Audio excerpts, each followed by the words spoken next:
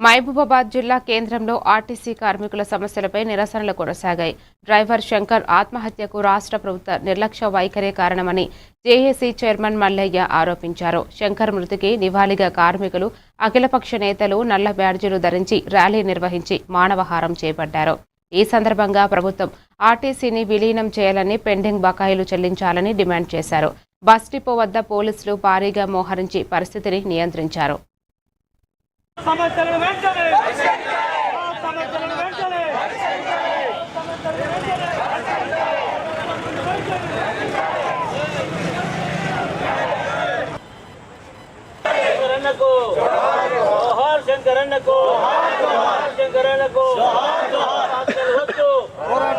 మిత్రుడు మన దగ్గర గత సంవత్సరం క్రితం ఇక్కడ ఒక 5-6 నెలలు మనతో పాటు పనిచేసినటువంటి ఆర్టీసీ బస్సుల సంఖ్యను పెంచుతాం, ప్రతి గ్రామానికి బస్సుల సౌకర్యం కల్పిస్తామనేటువంటి హామీలు ఏదైతే ఇచ్చిందో మా ఆర్టీసీ కార్మికులుగా గత ప్రభుత్వం మా ఆర్టీసీ కార్మికుల మీద చూపినటువంటి దమనకాండను అందరూ చూసిందే.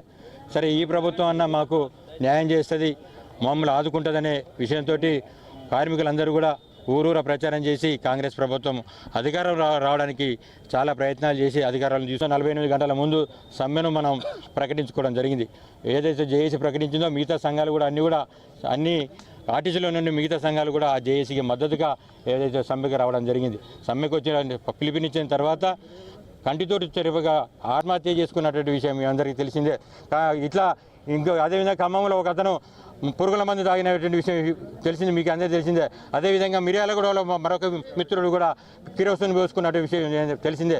ఎందుకంటే గత ప్రభుత్వం అవలంబించిన విధానాన్నే ఈ ప్రభుత్వం అవలంబిస్తుందో అనే ఉద్దేశంతో టెంప్ట్ అయినటువంటి కార్మికులు ఆత్మహత్యలకు పాల్పడతా ఉన్నారు. ఇవాళ చర్చలు అన్నారు,